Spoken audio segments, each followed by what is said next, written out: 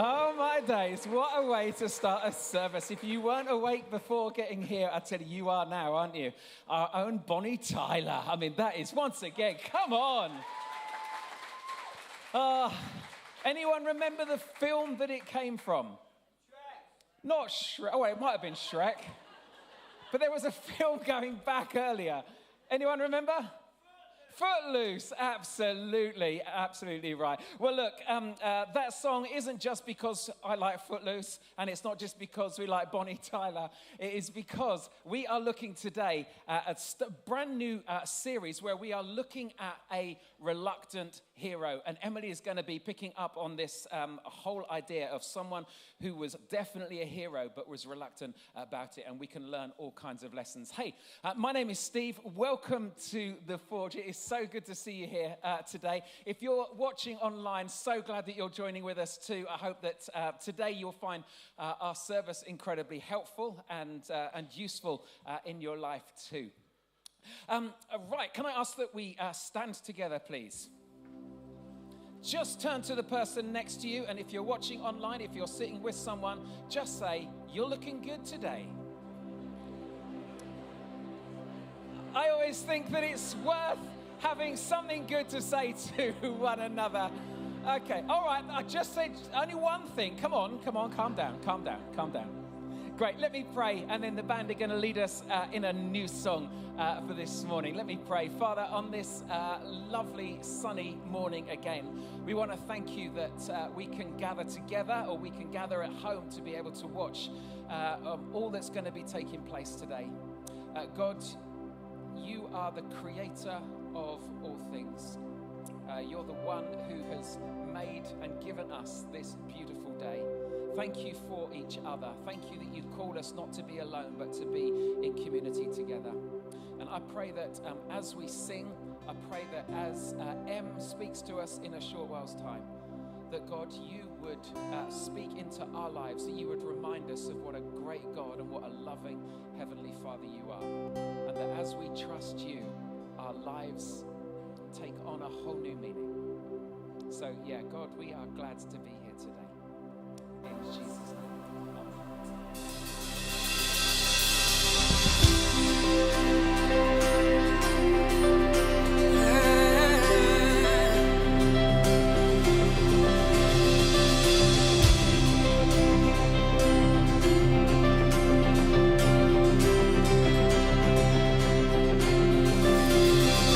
He shames every idol.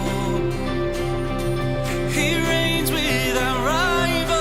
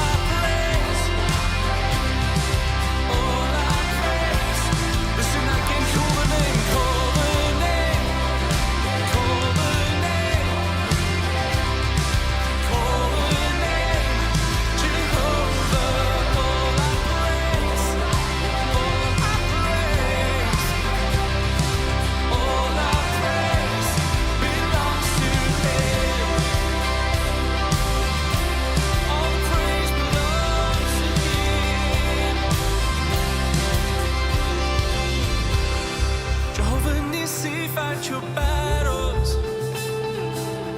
Jehovah Jireh, meet your need. Jehovah Rapha, heal your body.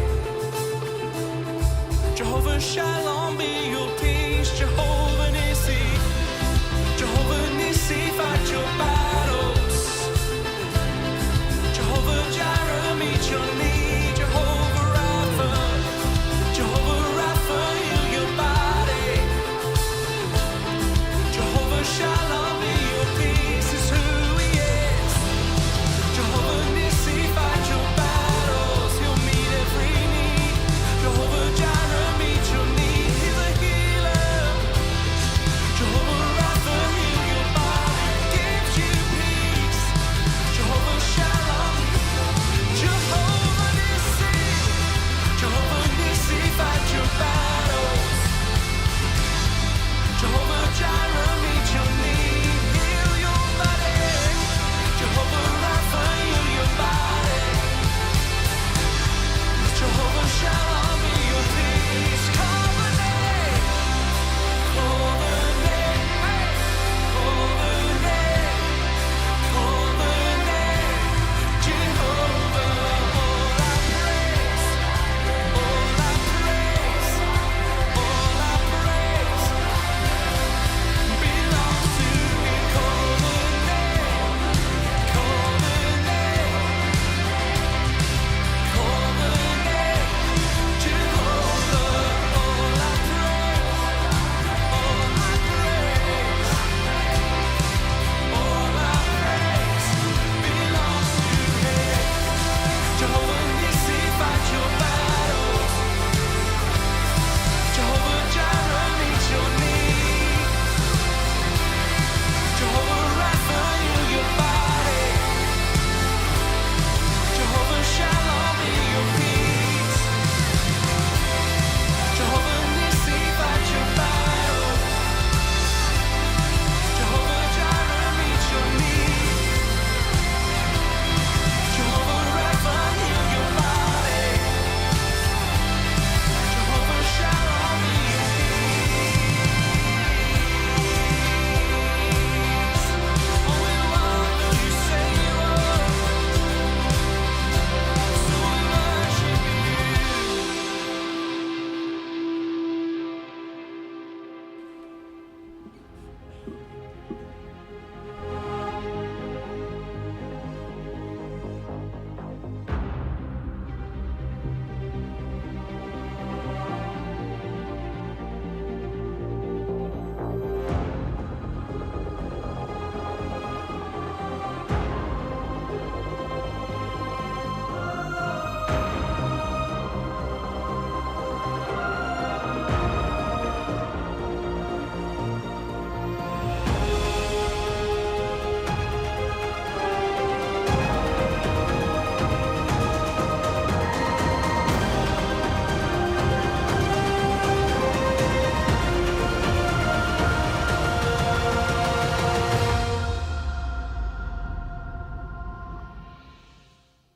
Good morning, everybody.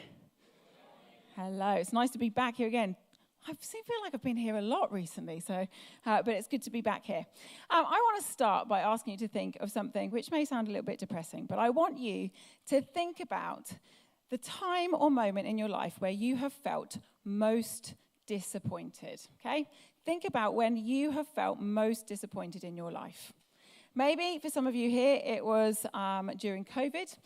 Maybe it was that there was a holiday of a lifetime that you had planned and that had to get cancelled.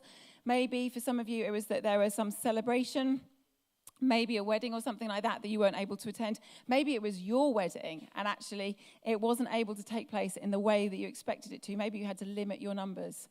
Maybe it's nothing quite like that and it has nothing to do with COVID. Maybe it's a bit like actually you have a favourite football team and they've never quite made the title that you wanted them to, and it's a disappointment. I know certainly when we look back to the 10th of December last year, there was quite a lot of disappointment for lots of us that were watching the World Cup and the quarterfinals with England. We just remember that hope that we had when we had the penalty, and we took the penalty and we got the penalty, and then it all seemed to go to pot. We had attempt after attempt after attempt, and it never happened. Now, you might not be into football and you might not have something like that, but I can guarantee that for most of us, when we think about that question of when have we felt most disappointed, actually it will be something personal. In fact, most of the time it will involve another human being, a person or people who we had hope in, who we trusted in something. They maybe promised something to us, maybe they promised they would be something for us or to us, maybe they promised they would do something for us, and they let us down. And that sense of hope that we had in them actually ended up feeling more like disappointment, feeling a little bit more like heartache or anger or frustration to boot. And it feels like there's this correlation between the amount of hope that we can have in somebody or something and the extent of disappointment we can feel when that thing doesn't happen, the level of disappointment or despair that we feel when we are let down. Think again back to the 10th of December and in England as they approached the World Cup. I don't know about you, I'm a bit of a cynic when it comes to football, and I always think, yes, I'm cheering you on, but don't we always do this? We always think you're going to do really well. But this time, I was properly into watching the game. I was properly into, this is a team that could do it. Why? Because of the Euros, because they'd got to the Euro finals. I was like, yes, they could actually do that. Which meant that like many of you here, and like never before, when they lost the quarterfinals, my head was in my hands and I literally couldn't speak for about 15 minutes. And I don't even like football. So it's that sense, isn't it, of like we had this huge hope only to have this great disappointment. And that's true personally as well. The more that we depend on somebody or something, the more hope we have in them, the greater the letdown that we feel when they don't follow through. That's why there's a high chance that most of us here will have a sense of resentment sometimes to our parents, because the hope that we have in them or had in them was quite high, only to be let down at various different points. It's why marriages fail, isn't it? That actually we hoped and we depended on that person for something, and they let us down maybe time and time again.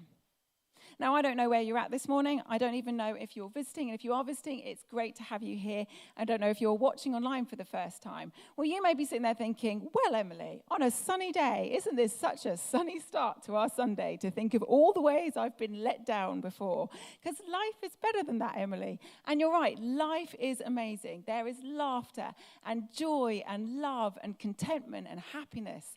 And life is there to be lived and lived to the full. But even though all those things are true, there is this tension in life, because actually, whether life is great for us or whether life is not so great for us, this is also true. Our hope is placed in what or who we depend on, and there is a direct correlation between the level of contentment in our life along with the amount of hope that we've placed in that person or thing. So the more we hope in that person, the greater our contentment if they actually succeed in doing what we wanted them to do for us. But the problem is, we are all human beings and we all fail. This world is not a perfect place by any means. And so the propensity for disappointment is actually pretty high. And so the measure of our hope actually becomes the measure of our disdain and anger and disappointment when we are let down and when that happens. And so the big question for us to ask this morning is our hope in the best place or person that it could be to get the most contentment out of life? Now today, as Steve said, we're kickstarting a brand new series called God Save the King. And back in May, we saw King Charles being coronated in all of his finery and his robes. We heard this statement being said, sung, and prayed over him: God save the King. Now, I don't know whether or not you are a huge fan of the monarchy or whether or not you could take them or leave them, or actually you really dislike them. But wherever you sit on that spectrum, have no fear. This 4 weeks is not going to be a series where we look at the life and love of King Charles, because let's face it, that's not going to be that interesting.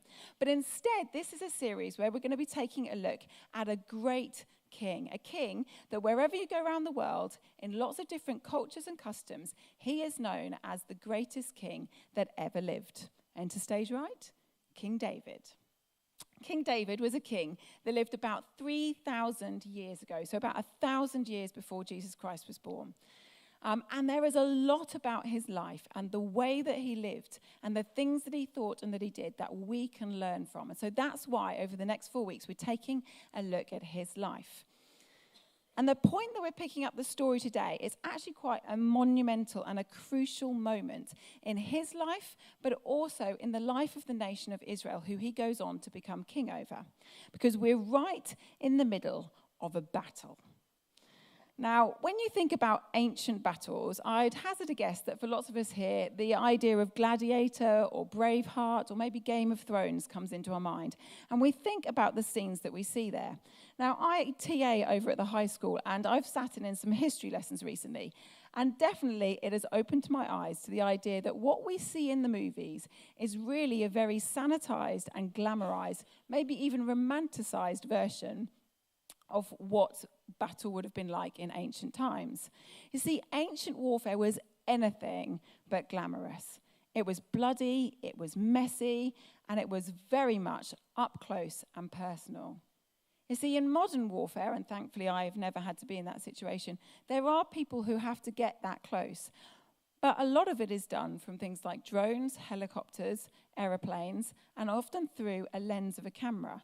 But in those days, you saw warfare over the edge of your shield, with your stomach in your throat, and with the smell of sweat, blood, and fear oozing all around you.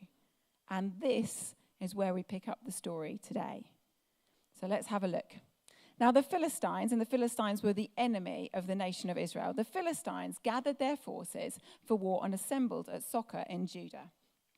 And Saul, who is the king of Israel at this time, he's the very first king of the nation. Saul and the Israelites assembled and camped in the valley of Elah and drew up their battle line to meet the Philistines. The Philistines occupied one hill and the Israelites another, with the valley between them. Now, if you know anything about ancient warfare, you'll know that this is a really important thing, because battles are won and lost in the valleys. And so what people would do is they'd put their troops on a hill and their troop on a hill, because then the other people have got to go down the hill and then up the hill and exhaust themselves before they even get to fighting. So it's a really important thing that they're staking their ground on the hillsides. Now, a champion named Goliath, who was from Gath, came out of the Philistine camp. His height was 6 cubits and a span, which means nothing to us, does it? 6 cubits and a span. What is that? Well, actually, it equates to about 9.5 feet tall. So if you think of the tallest person you can think of and then add some, this is how tall Goliath was, okay? His spear shaft was like a weaver's rod, and its iron point weighed 600 shekels. So this is like the javelin spear that he's using, and it's about 6 feet long in length, and on the end of it is some steel that would have weighed about a stone. And Goliath, because of his height, he would have stood in the second rank, not the first rank, the second rank back. And it meant that he had people who could protect him, but he could kind of lean over them almost and be like, kill, kill, kill, kill. And he would decimate whole groups of people from the second rank rather than the first. So Goliath stood and he shouted to the ranks of Israel, "Why do you come out and line up for battle? Am I not a Philistine? And are you not the servants of Saul?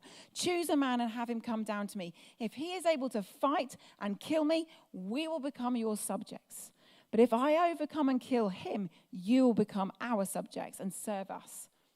Then the Philistine said, "This day I defy the armies of Israel. Give me a man and let us fight each other." And on hearing the Philistines' words, Saul and all the Israelites were dismayed and terrified, because all they can see is Goliath's height, strength, and military prowess. And so day after day after day, Goliath comes out and he says the same thing over and over. 40 days of jeering and taunting at and daring people to come and fight him. And Israel need a champion. They need somebody who's going to come and match Goliath in his height and his strength, but be able to overpower him. And their hope is initially in their king. Because you see, the Bible tells us that Saul was like head and shoulders above most other Israelites. If you're looking for a tall guy to go and fight Goliath, your king is exactly the person you need. And yet Saul doesn't go. Instead, he tells people, whoever is willing to go, he'll reward them with money and women and marriage in high places. But he couldn't go and he wouldn't go. And the Israelites, well, they'd placed their hope in their king. They'd placed their hope in him, their leader, their example. They'd waited for him to come out of his tent and to start to fight this guy. That's where their hope lay. But Saul was conspicuously missing. And as they waited, his credibility slipped away, and so did the hope of the Israelites as well. Now, here's the thing, a little bit of historical background and context for you. God never actually wanted the Israelites to have a king. In fact, in the very beginning, over about 400 years before this event, God established Israel as a theocracy. He rescued them out of Egypt, out of slavery under a Pharaoh, and he established them as their own nation, declaring that they would be his people, but he would be their God. You see, because God knows and God knew that whoever we depend on, wherever we place our trust, that's where our hope lies as well. And he wanted the Israelites to put their hope and their trust and their dependence on him, not in some egotistical, self-pleasing like way, but in a way that recognized he knew what he was offering them was the best thing. See, he was offering a covenant, a commitment with them of provision and care and guidance and love and protection, one with immense power and authority, but also intimacy and closeness. God was to be their king, and he promised that he was going to fight for them. Now, Israel, they're not very good at living under this theocracy. In fact, if you read lots of the Old Testament, they don't live by God's rules. They choose to do it their own way, and it always ends up messy. And so there comes this point where it's messy again, and it's not really good for them. And despite having a God who literally flung the stars into the space, who literally parted the Red Sea for them and defeated Pharaoh's armies and Pharaoh himself, the God who gave them laws, which gave them respect and honor and dignity, instead, Israel turned around to the leader at the time, Samuel, and they say, "Well, we don't want that. We want a king." You see, they'd been slaves in Egypt for over 100 or hundreds of years. And the model that they'd seen there, the model that they'd grown up with, was one where every nation had a king. They had a king or a pharaoh, somebody who was in charge. And so when things started to go wrong and didn't look great, they reverted back to somewhere which felt secure, felt comfortable, felt within their control. And so they wanted a king. And so they go to Samuel and say, "Can we have a king?" And Samuel kind of disagrees with them. But he then goes to God and he complains and says, "Look at these people, they're rejecting me." And God's like, "They're not rejecting you, Samuel. They're rejecting me as king. But tell them this," because God knows how human beings work. And he said, "Kings will impose laws against you. Don't you recognize that you won't know if those laws are fair or not? They'll just be arbitrary according to who the king is. They will tax you. They will draft your sons into war. They will make your daughters serve in their households. They will take the best of your land without even asking for it. And they will use it for their own good. They will build their own empire, irrespective of your needs and what it means for you. You will end up being slaves again to what you depend on, to the person that you depend on. You will be slaves to whomever you make king." But the people refused to listen to Samuel. "No," they said, "we want a king over us. Then we will be like all the other nations, with a king to lead us and to go out before us and to fight our battles." And so Samuel is led to this guy Saul, and Saul becomes the first king of Israel. And this sets the stage for the story of David, the greatest king ever. And David is the greatest king not because he was perfect, because as you're going to see over the next few weeks, he really, really wasn't perfect. And not because of what he achieved and all of his prestige in battle, even though he gets that as well, but because unlike most other kings of Israel's time, at that time, King David was never confused about the identity of Israel's true king. He was never confused about his own role and identity in this story. So let's go back to the story, back to the battle. Now, David isn't king yet. King Saul is king. And in fact, David is still a young lad. In fact, he is a shepherd boy and he's tending his father's sheep. But he has 3 older brothers who are at the battle and they are serving in Saul's army. And his father, wanting to check in on his older brothers and also wanting to find out news about how the army are doing, he sends David to the front line. He sends him with some food and off he goes. And David arrives and he goes to the front line and he finds his brothers. But he's there just as they're lining up again, the Israelites on one side and the Philistines on the other. And Goliath is there doing his thing, shouting his jeers and taunts at the Israelites. Now David is there and he hears Goliath's words for the first time. But rather than running scared like he saw the Israelites doing, David is offended. David asked the men standing near him, "What will be done for the man who kills this Philistine and removes this disgrace from Israel? Who is this uncircumcised Philistine that he should defy the armies of the living God?" In other words, who does this guy Goliath think that he is? Because to David, Goliath isn't a giant to be feared. He's a disgrace who poses no threat to the living God who he believes in. So for David, the question isn't just who does this guy think he is, but it's also why hasn't somebody done something about this man before now? And David, he's not shy about expressing this opinion to soldiers and people around him, which obviously you'd imagine went down really well. But word gets back to Saul that actually there's this man saying this, and maybe this is going to be the guy who will fight against Goliath. So Saul calls David into his tent, and he's expecting a soldier to walk through. So when a shepherd boy who has no scars, no military experience, and is definitely not a soldier, walks through those tents, he says this: "You're not able to go out against the Philistines and fight him. You're only a young man, and he's been a warrior from his youth." But David doesn't see things like that, like Saul does. He doesn't see Goliath as this unbeatable giant, and he doesn't see himself as an inexperienced fighter either, because David's reply is this: "Your servant," meaning himself, "has been keeping his father's sheep. And when a lion or a bear came and carried off a sheep from the flock, instead of doing what all other shepherd boys would do, which was, I'll let that one go and I'll defend the majority because that's what I've got to do. Instead, I went after the lion and the bear and I struck it and I rescued the sheep from its mouth. When it turned on me, I seized it by its hair and I struck it and I killed it. See, your servant has killed both the lion and the bear." And then he says this: "This uncircumcised Philistine will be like one of them." You see, he's nothing special. He will be just treated like any other wild animal. Not because I'm a soldier, not because I have military experience, not because I'm mentally strong or have success in this area. It actually has nothing to do with me. But because he has defied the armies of the living God and the Lord who rescued me, you see, it won't be my fighting skills. It's the Lord who rescued me against the lion and the bear, from the paw of the lion and the paw of the bear. He will rescue me from the hand of this Philistine. You see, for David, there is absolutely no confusion. His perspective is complete. Why? Because he could see that an enemy of God's people is an enemy of God.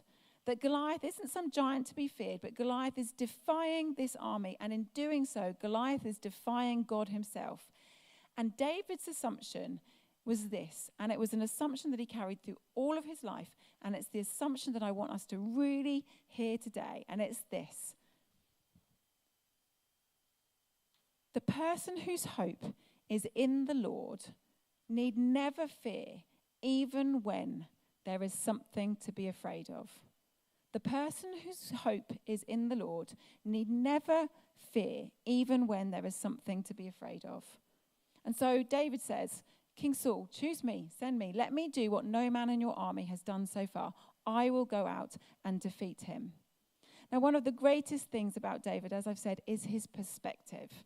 And one of the greatest things for us is that David wasn't just a king. He was actually also a songwriter. And so in the Bible, we find this book sort of about halfway in the middle of the Bible called Psalms. And a lot of those are songs that were written by David.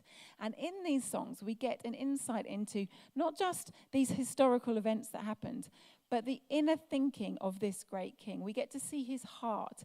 We get to see what was going on for him in his mind. We get to see his struggles. We get to see his emotions. And later in life, David writes this in one of his Psalms. He says, "In you, Lord, my God, I put my trust. I trust in you." In what or who did he trust? In himself? In his talent? In his power? In his ability? In his influence as king? No, I've placed my trust in you, Lord. And then he says this, "No one who hopes in you will ever be put to shame." So when I trust you, God, like this, I won't ever be ashamed of that, because you will never let me down. You will always come through for me, no matter what. And then he does something completely countercultural for any leader or king at that time, who would have established their rules and set their laws according to what they wanted. Instead, he says, "Show me your ways, Lord, not my ways, but your ways, and teach me your paths. Guide me." I'm not the be-all and end-all who knows everything. I need your guidance, God. Guide me in your truth and teach me, for you are God, my Savior, and my hope is in you all day long. You see, unlike a lot of Israel's kings that come after David, he wasn't confused about the true identity of Israel's kings. He knew it was God. It wasn't him. And he was never confused about his own limited role. And in spite of his popularity, in spite of his talent, in spite of his success, in spite of his extraordinary power, he was never confused about where to put his hope. Not in him, but in God. He knew that no one who hopes in God will ever be put to shame. They'll never be ashamed of doing that, because God never fails and lets us down. So back to the story. He's the youngest of everybody there. He's clear-eyed, he's confident, and he's somehow strangely humble as well. And David walks down into the valley of Elah. And he'd been offered the king's armor. He tried it on and he felt uncomfortable. So he says, "No, sack that. I'm not going to take any armor. I'm just taking my shepherd's staff, my sling, my pouch, and 5 small stones." And he walks down into the valley. And you can imagine, can't you, what the Philistines would have been thinking. They would have been laughing out loud, saying, "It's a boy. It's a boy who doesn't even have any armor on. Come on, this is ridiculous. This will be so easy. It's a boy that they've sent." And you can imagine how the Israelites are feeling on their side. They'd be thinking, "It's a boy? It's a boy that Saul has chosen to go and feed this? We are going to be utterly destroyed. We are going to be slaves to the Philistines." And as David comes close, Goliath leans down and he tells David that he is going to rip the flesh off him and feed it to the birds. But David stands there and he says to him, "You come to me with a sword and a spear and a javelin, but I come to you in the name of the Lord of hosts, the God of the armies of Israel, whom you have defiled. This day the Lord will deliver you into my hands, and I will strike you down and cut off your head. This very day I will give the carcasses of the Philistine army to the birds and to the wild animals, and the whole world will know that there is a God in Israel. And all those gathered here will know that it is not by the sword or by the spear that the Lord saves, for the battle is the Lord's, and he will give all of you into our hands." And then he killed him. And he instantly became the most famous and popular person in the nation of Israel, and the most feared amongst the Philistines. Why? Not because of his own strength or skill or ability, not because David had all of these amazing things, which he did have, but because David had simply done what King Saul was too afraid to do. David had seen something that King Saul couldn't see, because David put his hope in God. No one else, not himself, not his family, not his brothers, not King Saul, but in God. And he could see Goliath clearly for who he was. He could act confidently because he knew that God had been there for him before and he would be there for him again. And he was able to walk humbly knowing that this wasn't about his strength, but it was all about God's strength. Now, like I said, I don't know where you're at. I don't know whether you'd say you're a Christian or not. But that's what it's like for those who hope in the Lord. They see clearly, they act confidently, and they can walk humbly because they trust him. See, they can recognize that there are loads of things in this life that are out of our control. And because they're out of our control, we can't actually control the outcomes of our life. So instead of thinking that things depend on us, instead, those that trust in the God, they lean their weight and their life against the one who has the whole world and all of the variables in his hands. And they declare every morning, like David will have done, in you, Lord my God, I put my trust, my hope is in you all day long. Imagine waking up tomorrow morning and before you get out of bed, you say, in you, Lord my God, I put my trust, my hope is in you all day long. Imagine driving to work and actually you're not looking forward to some things there. And so you say, in you, Lord my God, I put my trust, my hope is in you all day long. Imagine in the midst of your greatest success, when actually all eyes are on you and you are the smartest person in that room. Imagine whispering under your breath like David must have done. In you, Lord my God, I put my trust. My hope is in you all day long. And in those moments when it looks like actually the whole world has turned against you and the Goliath that you face looks like they are well able to take you down, that you whisper under your breath, in you, Lord my God, I put my trust. My hope is in you all day long. I remember as they took me up for an emergency C-section when my daughter Charlotte was born, I remember whispering under my breath, I trust you, God. I trust you, God. I trust you, God. I didn't know whether she was going to survive. I didn't know what was going to happen to me. But I knew that I had to trust in the goodness of God, irrespective of the outcome. And I can tell you story after story of people who are sitting around you right now who have done the same at the worst moments in their life. Now, I'm going to name people, and they don't know I'm going to name them. But that's, we look at Becky Jack when she lost Matt. We look at Judy Robinson when she fought cancer. We look at Kat and Finn Johnson, who are in America, and whose 7-year-old daughter, who is currently going through treatment for a very rare form of brain cancer. See, they didn't know the outcomes. They don't know the outcomes that they're facing. I don't know the outcomes that I'm facing, nor do you. But they know that in the midst of those giants, if they can stand and say, in you, Lord my God, I put my trust, my hope is in you all day long, then they will not be put to shame. They will not be disappointed because he never lets us down. See, when we put our hope in us or in other people or things around us, our confidence, our assurance, our contentment in life is like sand. When a giant appears, we are dwarfed, we are moved, we are shaken. And suddenly what felt like it was really firm just feels like it's shifting all over the place. But if we put our trust in God, who is immovable, unchanging, Jesus Christ, the same yesterday, today, and forever, we can face the giants no matter what. Because when you put your hope in the Lord, you realize God's capable hands are capable even when the world feels like it's falling apart. He is bigger, more capable than anything we face, and he will never, ever let us down. Never. Hey, thanks so much for joining with us today at the start of our new series. I've got Em, in fact, with me. Em, just come on in. Em, can you just very briefly, maybe in one sentence, say what your talk, the key thing of your talk is? The key thing of my talk is we're taking a look at who do we depend on in life. And the main thing that I want to talk about this morning is that if we depend on God, if our hope is in him, then no matter what we face, even if it is something to be afraid of, we don't have to be afraid. We don't have to be frightened. Fantastic. And if there's one thing off the back of your talk, what's the one thing that you want people to either change or act on or do? What would it be?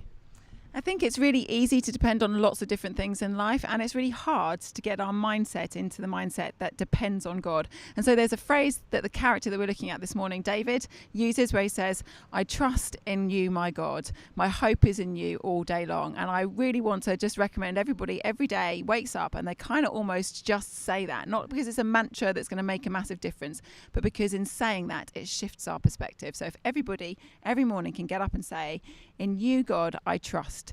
In you is my hope all day long. And it was by saying that we shift our perspective round. That's awesome. Thank you so much. Hey, next week, if you live locally, please do come and join us here at Debenham because we have got 8 people being baptised as part of our service. I'm so excited for it. And so do come along at 10:30. If not, you can watch it online and you'll be able to get a chance to see some of those baptisms over the next few weeks as well. Thank you so much for joining with us. I hope you have a great time. If there's any questions that you have, do put them in the comments and we will get back to you, I promise. Take care and have a great week.